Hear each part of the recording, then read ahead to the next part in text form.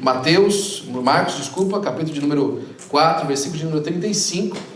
Nós vamos ler juntos. E naquele dia, sendo já tarde, disse-lhes: passemos para outra margem. Amém. Essa é uma das passagens mais emblemáticas dos evangelhos. Quando Jesus manda acalmar a tempestade, né? Manda o vento se aquietar e o mar se aquietar. Ela é emblemática porque ela marca a vida dos discípulos de uma maneira muito diferente. Os discípulos já haviam visto o Senhor nosso Deus fazendo muitos milagres. Obrigado, meu amor. Eles já haviam visto o Senhor Jesus Cristo, inclusive, multiplicar os pães. E eles estavam vivendo um momento de absoluto alvoroço no ministério terreno do Senhor Jesus. A expectativa sobre aquilo que o Messias prometia, sobre quem ele era, estava começando a queimar no coração dos discípulos. E talvez na cabeça dos discípulos começava a passar: parece que a gente tomou uma boa decisão, deixando essas redes para trás aí e seguindo esse homem. Olha, eu não sei não, mas pelo jeito que as coisas estão indo, parece que realmente tem uma coisa de especial nessa pessoa. Ele realmente deve ser o Messias. Existia um momento de, como o pessoal fala na política, né? Existia um momento de impulsionamento, né? Eles estavam no news cycle. Parecia que o assunto da vez, o assunto do momento, era aquilo que Jesus estava fazendo na Galileia. A coisa estava, se multiplicando, as pessoas animadas, né? People being rally up, né? O pessoal estava animado. Poxa, isso aí que está acontecendo é extraordinário. Esse Jesus realmente está fazendo coisas extraordinárias. E que momento maravilhoso e tal. E nesse momento tão abençoado do ministério de Jesus, Jesus para tudo ali na Galileia e fala assim: o seguinte, vamos passar para outra margem. Vamos parar aqui e vamos para um outro lugar. Parece uma contravenção, né? Estava tudo bem. A coisa estava indo bem. As coisas estavam andando de maneira positiva. Aí Jesus fala assim: não, vamos para atravessar para o outro lado. Vamos sair daqui. Quantas pessoas o Senhor Jesus Cristo falou isso no momento de aparente bonança? Olha, encerra tudo que você está fazendo aqui, fecha os negócios, vende as propriedades, junta o dinheiro e vai embora. Eu já ouvi essa história algumas vezes. Eu já ouvi esse testemunho algumas vezes. Que Jesus falou na vida da pessoa e ele tinha convicção absoluta que era Deus. Para tudo e passa para outra margem. Vamos sair daqui. Uma coisa que me intriga, eu gosto dos detalhes do texto, né? E Marcos, diferente de Mateus e Lucas, ele aqui jogou um detalhe no meio do texto que os outros dois não falaram. Talvez porque Marcos recebeu o account do Evangelho, quem contou para ele esses detalhes maiores da caminhada dos discípulos com Jesus foi Pedro. A maioria dos comentaristas acredita que foi Pedro que ensinou para Marcos, João Marcos, aquilo que ele escreve no Evangelho mais tarde. Então ele faz uma marcazinha aqui que eu acho extraordinária: sendo já tarde. Alguns falam no entardecer, por exemplo, no final do dia. Mas o Marcos, ele fala assim, sendo já tarde. E esse sendo já tarde não era simplesmente o horário da tarde, era que já era tarde para começar aquela travessia. Eles, como bons pescadores, eu achei isso incrível, né? Semana passada eu tive a difícil missão de estar alguns dias no Havaí. Difícil, irmão. Como sofrem os obreiros do Senhor. Pensa num lugar bonito, né? Estive ali no Havaí. E conheci o irmão, na verdade já conheci o pastor Marcelo, mas conheci um pouquinho mais ali do pastor Marcelo. O pastor Marcelo falou para mim que acorda todos os dias às 4 da manhã. Às 5 da manhã ele já está no mar, em cima do jet ski dele, para pescar. Ele vai até na ponta da ilha de Oahu, em alto mar, e começa a pescar. E aí ele pesca até umas 7 da manhã, volta para casa, toma um banho e vai trabalhar. Aí ele diz que trabalha durante o dia e tal, e depois às 4 da tarde ele está de volta no mar, mas para surfar. Mas ele fala para mim que o melhor horário do mar é do horário da noite, do final da noite e as primeiras horas até o começo da tarde. Depois desse horário, não é mais prudente você ir ao mar. É prudente você estar saindo do mar, estar saindo da água. Porque é a hora que a maré começa a virar mais. E é a hora que o mar começa a ficar mais revolto, balançando mais. É por isso que é interessante o que Marcos marca aqui. Já era tarde.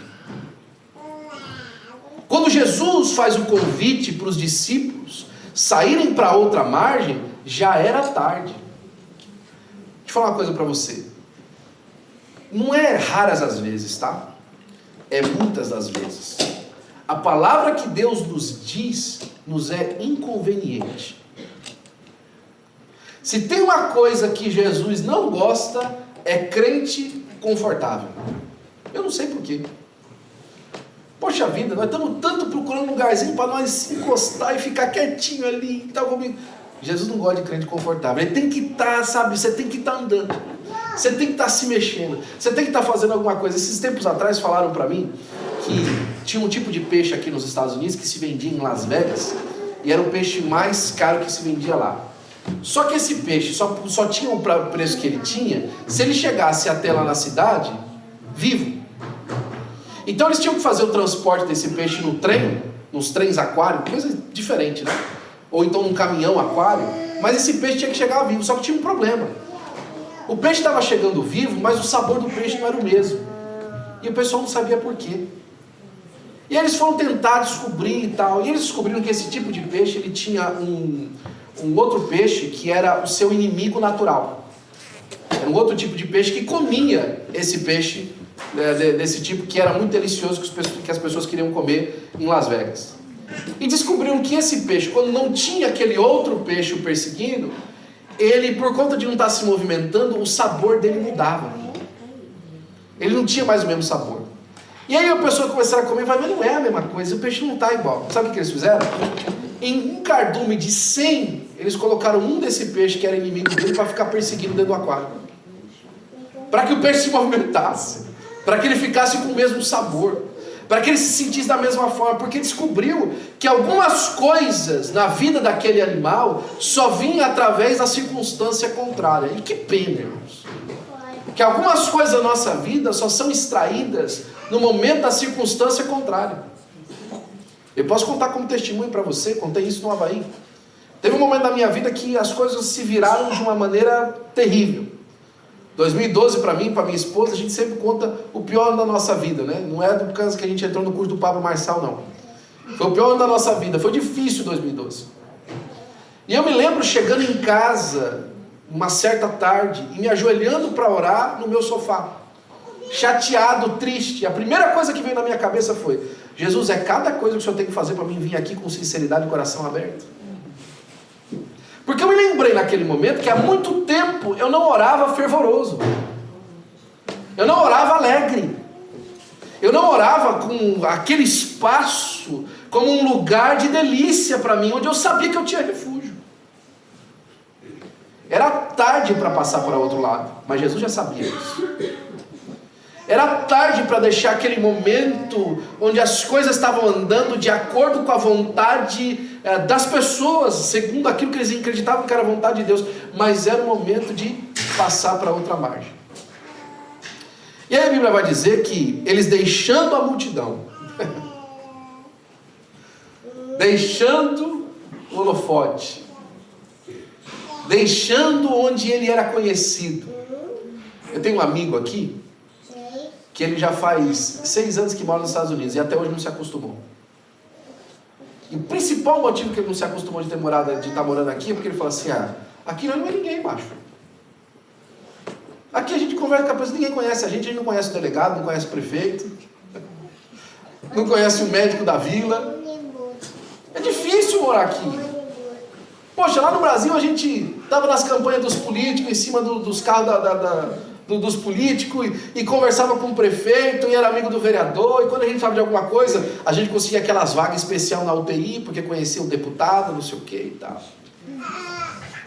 Mas aqui a gente fica com a situação imigratória, e não tem um deputado para ligar, me ajuda aí, rapaz, né? Põe uma assinatura aí no nosso documento, aí. acredita, não tem. Deixando a multidão, deixando as posições importantes, eles tiveram que passar para outra banda. E levaram Jesus consigo, assim como estavam no barco. E havia lá também, em volta deles, o texto de Marcos fala isso, mas Mateus e Lucas não diz, existiam outros barquinhos também atravessando.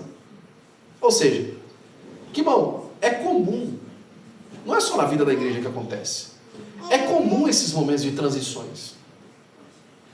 A vida de muitas pessoas, não é só para o crente que isso acontece, a vida de muitas pessoas passa por um momento de transição, passa por um momento de mudar as águas, mudar as margens, de se transferir para outro lado. Faz parte da vida humana. Eu fico olhando uma história da minha família, por exemplo, né, dos Gutnick. E os Gutnick saíram da Ucrânia em 1929 e foram para o Brasil, né? E lá no Brasil, agora, eles saíram agora em 2006 e mudaram para os Estados Unidos de novo, sou eu. Minha família é uma família de imigrante, né? Desde a Ucrânia. É normal essas mudanças.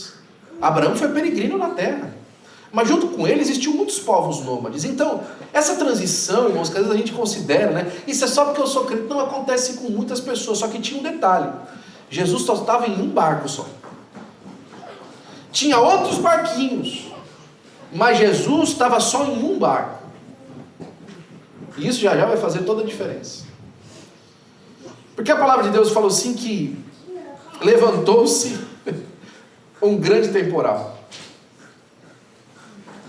E aí, né, é a hora que eu quero parar com você alguns minutinhos aqui e pensar nisso. Quando você abre o livro de Atos, você vê que Paulo também faz uma viagem, e quando ele está no porto ainda, ele fala assim, olha, vejo que a viagem vai ser incômoda. Lembra dessa passagem? Vejo que a viagem vai ser incômoda. É melhor a gente não ir. Mas a palavra de Deus fala que o capitão do barco, na verdade o centurião, ignorou Paulo e ficou com o ouvido no capitão do barco e falou assim, não, essa coisa desse homem aí vai dar tudo certo. E foram na viagem, né? E saíram para a viagem. E aí diz que no meio do caminho da viagem, você sabe que veio aquela tempestade, né? O Euroaquilão. E quase ceifou a vida de todo mundo, o barco se acabou e tal. A primeira coisa que Paulo fala quando ele se levanta para dar uma palavra, quando ele dá uma palavra, lembra quando o anjo do Senhor aparece para ele à noite, ele vai dar uma palavra, sabe o que Paulo fala? I told you. Eu avisei vocês. Eu avisei vocês que ia ser difícil, ninguém me ouviu, né? Ou coisa difícil ouvir isso, né? Quando você já está na prova e alguém fala assim, eu avisei, viu? Eu te avisei, eu falei para você, né? Já não basta estar passando um momento de dificuldade, alguém tem que esfregar na cara ainda, né? Eu te avisei, eu falei para você que isso ia dar errado, mas eu falei para você lá atrás que ia ser assim, né? E você fez do mesmo jeito. É verdade?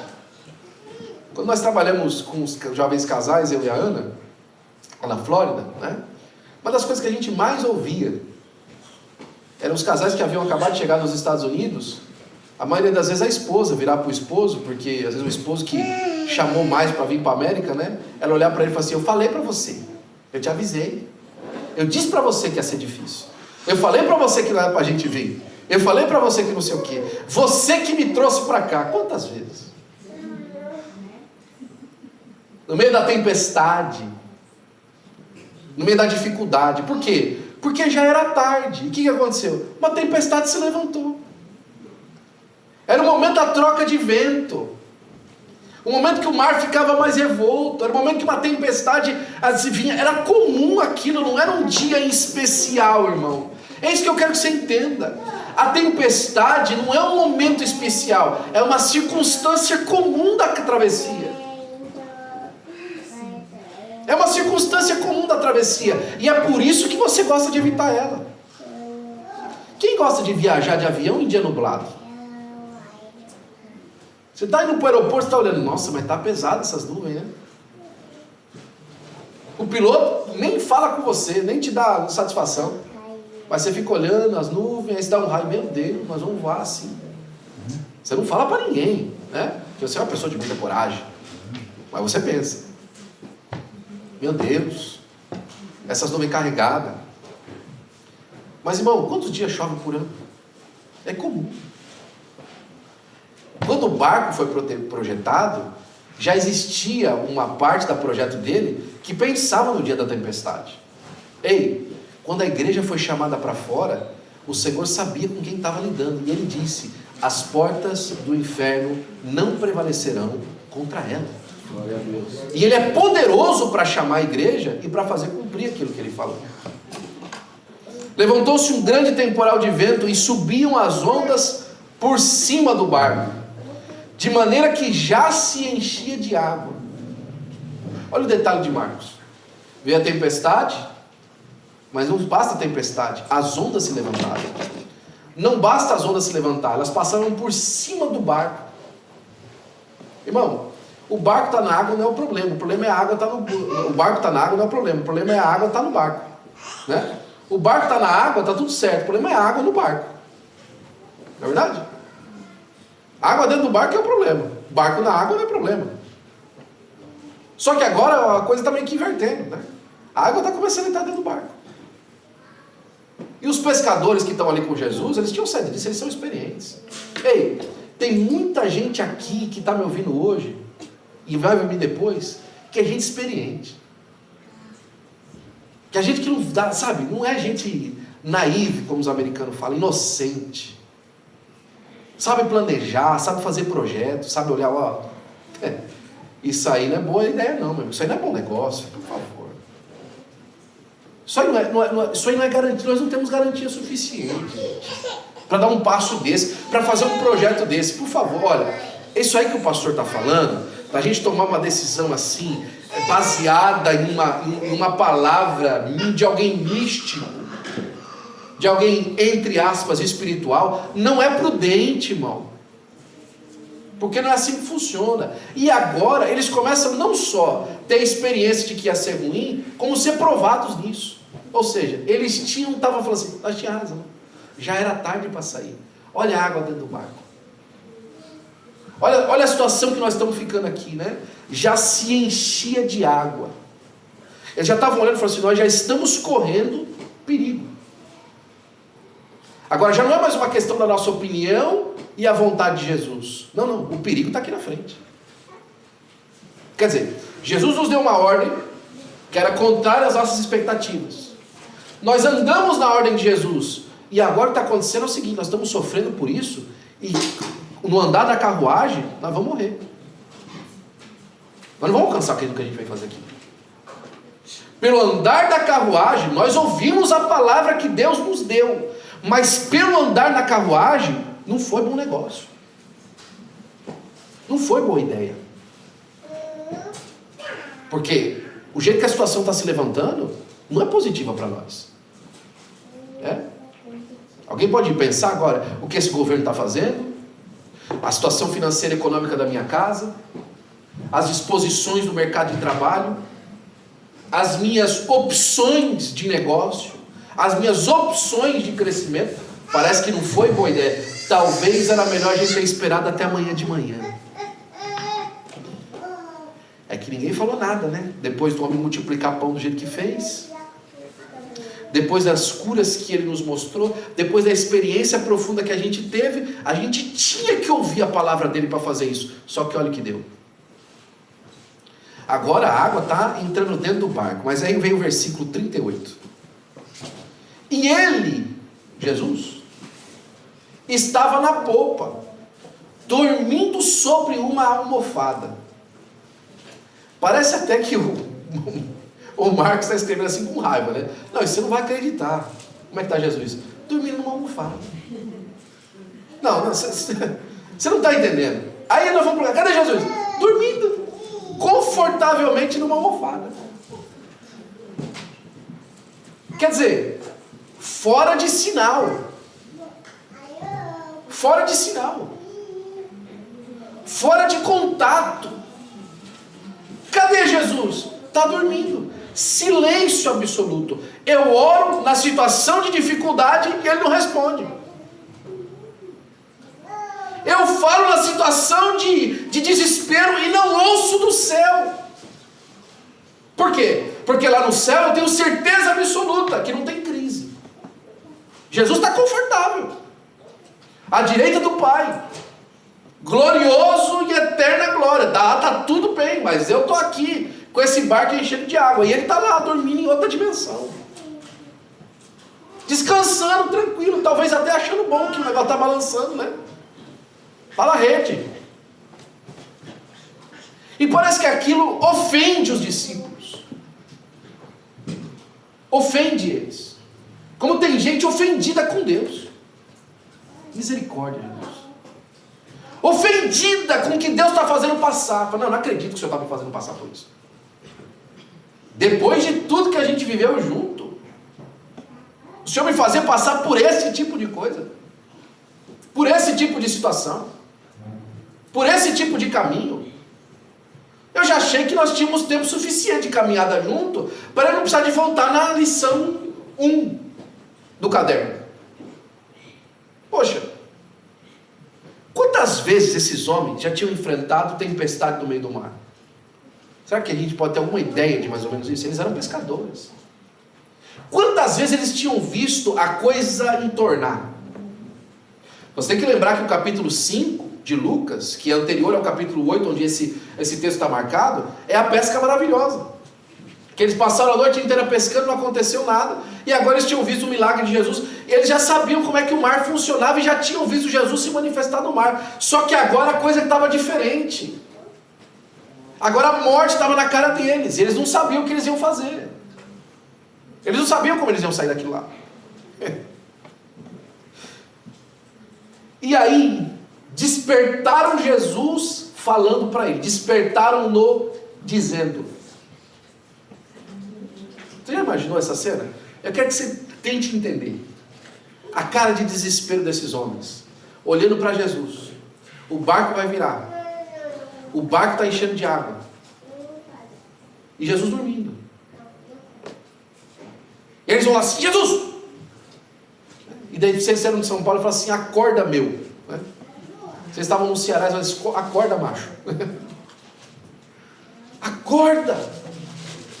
E a pergunta deles é absolutamente, do ponto de vista meu, seu, teológico, depois de 2000 anos, conhecendo a pessoa do Senhor Jesus Cristo, é absolutamente ofensiva, mas eu e você por diversas vezes fazemos isso. Isso aqui é ofensa. Senhor, não te importa que pereçamos? Não te importa que pereçamos? O senhor não está interessado não que a gente continue vindo, é? Quer dizer, acabou o interesse pela minha vida? Os planos que o senhor tinha, agora acabou pelo jeito, né? Porque nós vamos morrer. Cadê a promessa que o senhor tinha feito? Porque de hoje não passa. E as coisas que o senhor tinha dito a meu respeito? Porque daqui ele não sai, nós não vamos sair daqui. Né? E os convites que o senhor tinha feito? E aqueles dias de lágrimas e de poder absoluto do Senhor manifestado em volta de mim, acabou hoje, né? Porque daqui eu não passo. Não te importa que pereçamos? O senhor não viu? E aí é o seguinte, porque eles comparam Jesus a uma entidade humana com poder limitado, ou então um demigod, um semideus. É como se eles tivessem para e falar assim, poxa, entramos com o Deus errado aqui, porque se a gente tivesse vindo com Iemanjá, talvez tinha dado certo. Se a gente tivesse feito um trabalho para Poseidon, talvez ele tinha dado certo, quando a gente veio com Jesus, e o mar está cobrindo a gente, pelo jeito ele não pode fazer nada. Porque nós vamos morrer. Porque tem gente que considera as entidades que ele tem acesso maiores do que ele, e sabe que quando eu falo de entidade, eu não falo simplesmente se você é uma pessoa espírita, eu falo se você é uma pessoa que considera o dinheiro maior do que Deus, porque o dinheiro também é uma entidade, chama-se Mamon. E quando as questões por causa de Mamon se levantam, você olha para Jesus e fala assim, não te importa que pereçamos? O Senhor não se importa que eu estou devendo, o Senhor não se importa que eu não tenho dinheiro para pagar meu carro, o Senhor não se importa que eu não tive trabalho essa semana, o Senhor não se importa que eu tenho conta para pagar e não estou conseguindo, o Senhor não se importa que eu estou endividado, o Senhor não se importa que meus cartões de crédito estão cheios, o Senhor não se importa que pereçamos. O Senhor não se importa. O Senhor está tranquilo, dormindo, está de boa, e nós estamos aqui sofrendo. E aí, eu não sei se você já acordou com gente cobrando alguma coisa, né? Eu lembro que tinha algumas vezes que minha mãe ficava irritada comigo e me acordava assim: acorda, você está atrasado, você vai perder um emprego. Quer dizer, peraí, eu vou perder um emprego porque eu vou chegar atrasado hoje, né? E eu acordava já, né, sabe, com raiva, né? Ou então, você quer saber um jeito? É só o dia que você vai acordar a Sarinha e falar para ela que ela tem que acordar porque ela tem alguma coisa para fazer. Ela não quer dormir, né? É muito difícil você acordar alguém e despertar a pessoa, né? E às vezes a gente tem a figura de Jesus por conta desses 2000 anos que se passaram e às vezes a gente desumaniza Jesus. E Jesus é uma pessoa, 100% homem, né? Passou frustrações como homem. Chegou o momento de ficar frustrado de maneira difícil, de falar assim, gente, homens de dura cerviz, pouca fé, como ele vai falar daqui a pouco. E é sendo acordado no meio do sono. E despertando, repreendeu ao mar e disse: mas será que por gentileza você pode ficar quieto? Não, cala-te, aquieta-te. Aleluia. Glória a Deus. Oh, Jesus. Se despertando, disse assim: cala-te, aquieta-te. E o vento aquietou-se e houve grande bonança. E você dá glória a Deus. Glória a Deus. Porque o poder da palavra de Deus mudou o ambiente. Só que a lição ainda não está aqui. A lição não está aqui ainda. Porque depois de falar isso, depois de manifestar o seu poder e a sua divindade naquele momento, mostrar que ele tinha poder para apaziguar todas as coisas, ele vira para os seus discípulos e fala assim: por que vocês são tão tímidos? Vocês não têm fé? O que Jesus quer dizer com isso? Quer dizer o seguinte: que eles perderam a oportunidade de atravessar aquela tempestade confiando em Jesus. Eu vou repetir para você: eles perderam a oportunidade de atravessar aquela circunstância só confiando em Jesus. Glória a Deus. Esse tempo atrás eu li esse texto e falei numa outra mensagem, e a expressão que veio no meu coração foi bem assim humanizada e bem brasileira, né?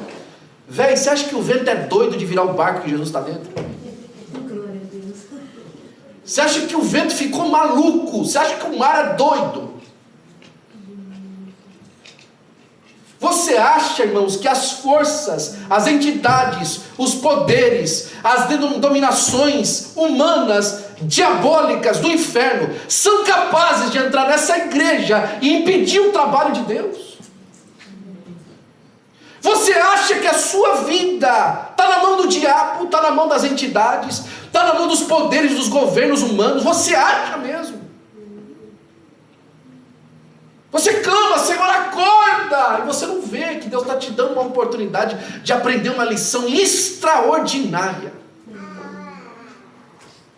de passar por uma experiência profunda com Ele. Por que vocês são tão tímidos?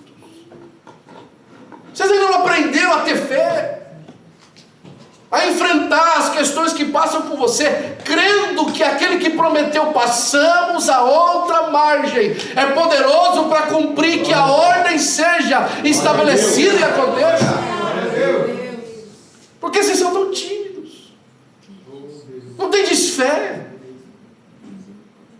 Vista aí a fé. Eu gosto de lembrar, certa vez eu vi o pastor T.D. Jakes pregando sobre isso e achei extraordinário. Ele fala assim: você já percebeu que o anjo Gabriel, ele aparece para Maria e para José e fala para eles o que ia acontecer, e depois ele não aparece durante o processo? Ó, lembra que eu falei, hein? Olha, ele aparece lá no começo, o aviso do advento de Cristo, mas ele não aparece no 3º mês, ele não aparece no 6º mês, ela não fica fazendo pré-natal com Gabriel. Ele apareceu uma vez. Inclusive, quando você lê o texto de Lucas, não fala assim: e veio o anjo do Senhor e falou assim: vá a Belém para ter a criança. Não. Eles descobriram depois que era um cumprimento da promessa. Por quê? Porque vem a ordem do César. para dizer que o povo que tinha que fazer o recenseamento, tinha que fazer o recenseamento no lugar que nasceu. Eles vão entender depois que aquilo era uma profecia de Deus. Não aparece o anjo e fala assim, olha, é o seguinte, tem que nascer lá, viu? Né? O anjo não aparece, a hora que Maria está lá em cima do jumento, sendo carregada por José, 100 e tantos quilômetros, grávida. O anjo não aparece para falar para ela, Maria, vai nessa tua fé, minha filha. Não. Ela tinha que crer que tudo aquilo de alguma forma era um plano de Deus para a família dela. Você precisa de acreditar que estando bem ou estando mal, estando por cima ou estando por baixo, estando com o mar revolto ou o mar calmo, o plano de Deus estabelecido para a sua vida vai ser cumprido em nome do Senhor Jesus. Glória a Deus.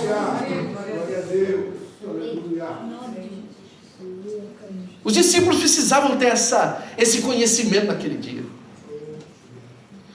Ato contínuo, versículo 41, e nós vamos começar a terminar a nossa mensagem. Ou seja, esse é o início do fim, né? Não é o fim ainda.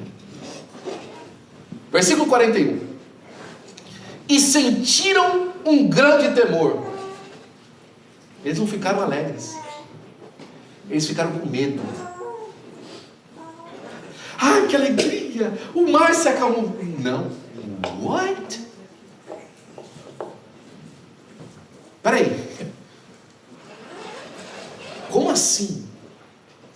Eu achei que ele acordando, ele falou assim, não pessoal, pega as cordas, a estratégia é essa. Porque da última vez ele falou o seguinte, joga a rede do outro lado, não foi? Então ele vai dar uma estratégia para a gente fazer, mas ele acordou e falou assim, cala a boca todo mundo, fica quieto tudo, e virou e deu uma bronca neles.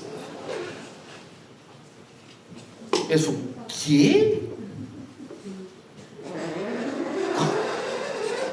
Gente, mas estava 1 minuto atrás, o negócio estava tudo acabando aqui. Como é que é? Tem gente que acha que Jesus não pode entrar no salão oval desse país e falar assim, ô, fulano de tal está sentado na cadeira, fica quieto na sua e assina uma documentação para beneficiar o meu povo agora. Tem gente que acha que Deus não pode fazer isso. Você acha que Deus não pode fazer isso e entrar lá no Supremo Tribunal Federal Brasileiro e sentar lá na mesa do careca e falar assim, careca, é o seguinte, ó, murcha agora e morre. Ou seja, a sua pessoa, a sua autoridade de preferência. Você acha que Deus às vezes não tem poder para chegar na sua autoridade de preferência ou de despreferência e mudar a cabeça dela. Agora, na palavra de Deus a gente fala assim, que o coração dos reis está na mão do Senhor e Ele inclina ele para onde quer. Que o ouro e a prata é dele, que a terra e a sua plenitude e os seres que habitam é dele. E aí vem um susto, né? Sentiram um grande temor e diziam uns para os outros, mas quem é esse? Quem é esse? Mas quem é este que até o vento e o mar lhe obedecem? Lucas tem uma expressão mais interessante. Ele fala assim, mas quem é este que até o vento e o mar manda e lhe obedece? Porque aí tem uma diferença do que Lucas está falando. Ele fala assim, a questão é o seguinte, o que é impressionante não é mandar nas coisas eu e você tenta toda hora. O Snoopy está morando com a gente lá em casa, é mais um membro da família, né? O Snoopy é o cachorro do Tiago e da Mariana. Não é o cachorro do Tiago, é o cachorro que o Tiago tem. Né? Você vai achar que eu estou falando meu cunhado é cachorro. O cachorro do Tiago. Não. É o cachorro que o Tiago e a Mariana têm. Né? O Snoopy. E a gente estava saindo de viagem e o Snoopy escapou para fora. E eu fiquei falando, Snoopy, volta para casa. Snoopy me ignorou. Snoopy, volta para casa. Me ignorou. Aí veio a Ana, né? A Ana falou assim, de repente, né, descobre, né, que é da família mais próxima do irmão dela até, né? E aí a Ana falou assim, Snoopy, volta para casa. Que Snoopy ignorou, o Snoopy não tá nem aí. Ele só foi ouvir a hora que o Tiago e a Mariana falou. Por quê? Porque é o dono. Eu e você vive mandando nas coisas. Não, eu vou tomar aqui uma posição de autoridade. Não acontece nada, irmão. Muda nada. Faz aquele plano mirabolante, não, porque eu vou fazer assim, e vou fazer desse jeito, não dá nada, irmão. Agora, se Jesus mandar,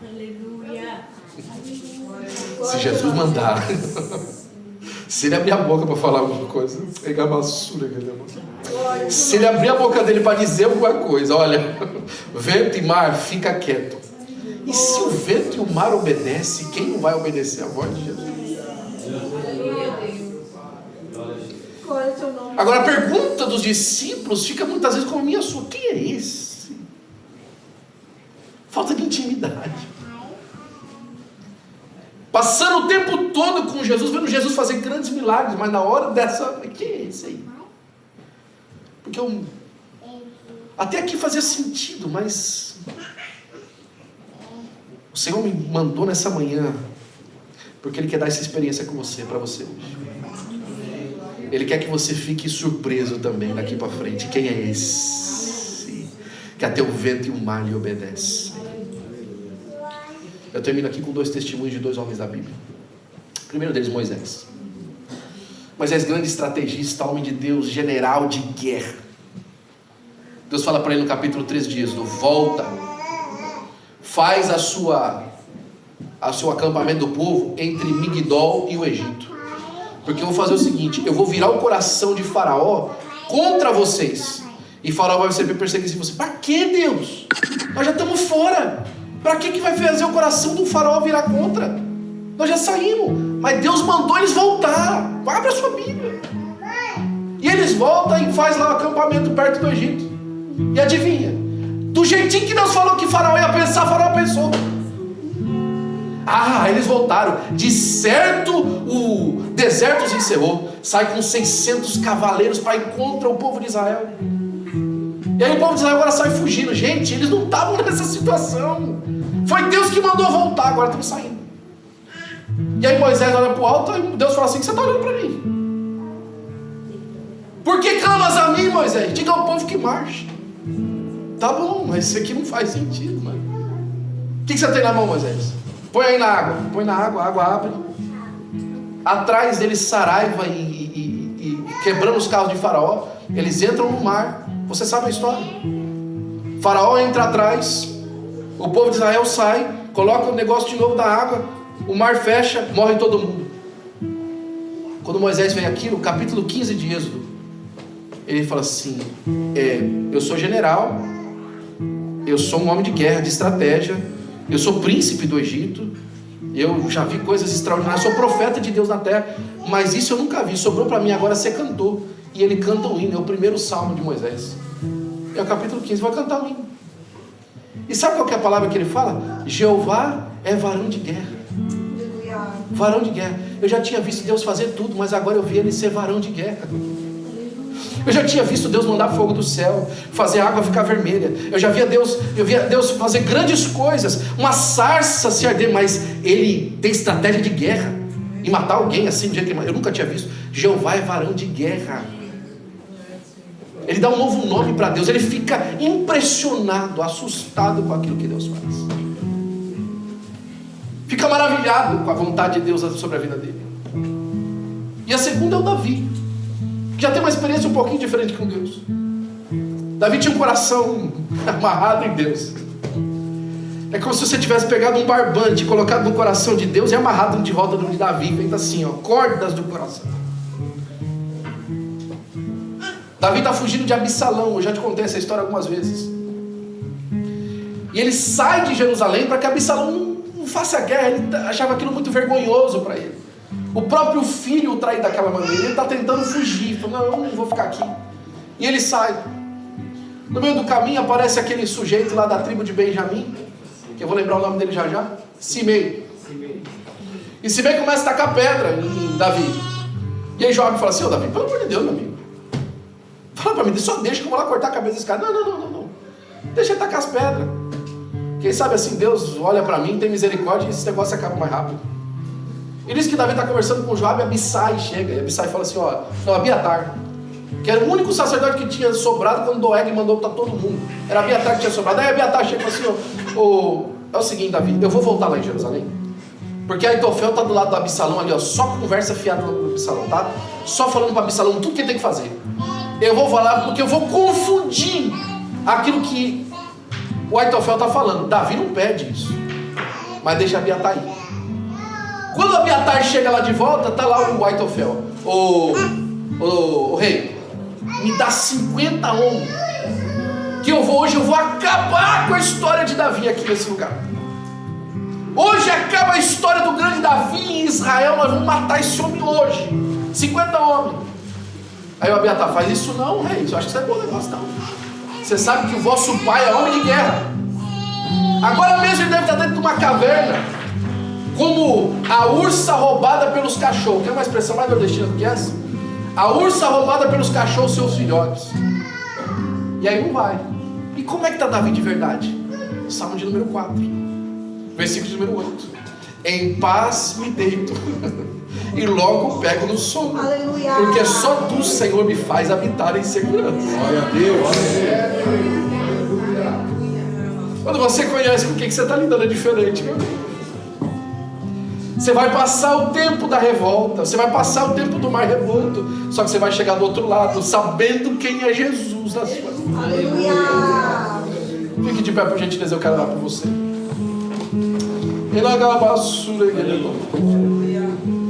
Você precisa de um novo tempo com Deus, não precisa? Eu sei. Eu sei que às vezes as coisas estão muito revoltas em volta de você, e você precisa de um novo tempo. Deus te trouxe hoje aqui para ouvir essa palavra. Deus está com você nesse barco. Ele está dormindo, mas Ele está atento. Ele está dormindo, mas Ele é a sua garantia. Que Ele está no barco. Enquanto Ele estiver dentro do barco, o barco não vira. O barco não entorna. Enquanto Ele estiver dentro do barco, a tempestade não te vence. Deixa Ele dentro do barco. Ainda que Ele estiver em silêncio, continua adorando. Continua crendo, continua servindo. Continua na posição que Ele te disse, na caminhada que Ele te pediu para fazer, para que você chegue do outro lado em nome de Jesus. Se essa palavra falou com você nessa manhã e você precisa de um renovo de Deus, da parte de Deus hoje, eu quero que você venha à frente, eu quero orar por você. O nosso tempo já foi embora, nós precisamos de orar e terminar o nosso culto. Mas eu quero orar por você. Se está revolta e está difícil hoje a mão de Deus vem para te ajudar. Hoje Deus não simplesmente acalma o mar, Ele te dá fé para conseguir enfrentar as ondas em nome de Jesus. Posso clamar, Mestre, vem me ajudar. Eu acredito que eu não vou naufragar, só porque estás comigo eu posso clamar. Já tenho fé pra descansar nas ondas de um bravo mar. Sim, eu posso clamar, Mestre, vem me ajudar. Deixa eu dizer uma coisa pra você. Para descansar precisa ter coragem. Pô, rapaz, você tá calmo. Para descansar tem que ter coragem, mano. Descansar não é coisa de gente covarde. Descansar não é coisa de gente medrosa. Descansar é coisa de gente corajosa em Deus. Ele pode fechar o olho e ele sabe que Deus está cuidando. Glória a Deus.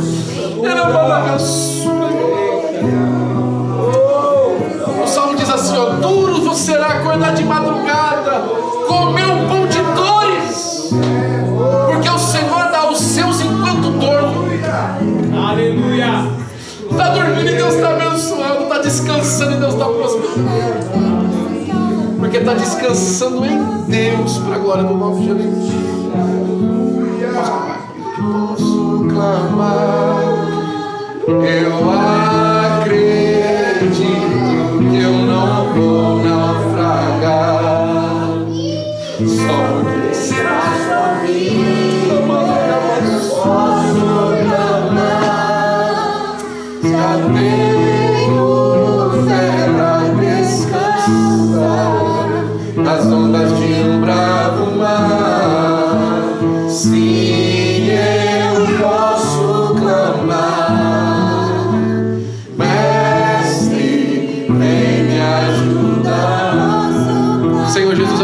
Jesus, teu filho, Senhor, que eu quero te agradecer, Senhor Pai, pela tua palavra, Senhor, a tua palavra que domina os nossos corações, a tua palavra que leva a nossa mente, Jesus, a uma outra esfera de pensamento, e nos leva às conclusões, ó Senhor, que a gente jamais chegaria sozinho, nos faz crer naquilo que nos parece impossível, Senhor, que nos faz transportar, Senhor Pai, de questões humanas para olhar a tua grandeza e a tua formosura, Senhor. Foi o Senhor, Pai, quem trouxe, Senhor, a nossa vida até aqui, e o Senhor é poderoso para nos levar até a outra margem. Foi o Senhor que nos convidou a essa experiência, e o Senhor é poderoso para nos fazer chegar até o outro lado dela. Então, pelo Espírito de Deus, Senhor Pai, pousa os corações, as vidas, as mentes, ó Senhor Pai, e hoje tira, Senhor, aquilo que é humano, Senhor, e planta aquilo que é divino, Senhor. Muda a nossa perspectiva a respeito da tua pessoa, nos faz ser crentes, ó Senhor Pai, nessa manhã. Nos ajuda a ser crentes, ó Senhor Pai, a não ser duvidosos, ó Senhor Pai, mas crer no poder da tua mão sobre a nossa vida, e nós para sempre te daremos a honra, a glória e o louvor, em nome de Jesus. Amém e amém. Tenho fé pra descansar nas ondas de um bravo mar. Sim, eu posso clamar. Mestre, vem me ajudar.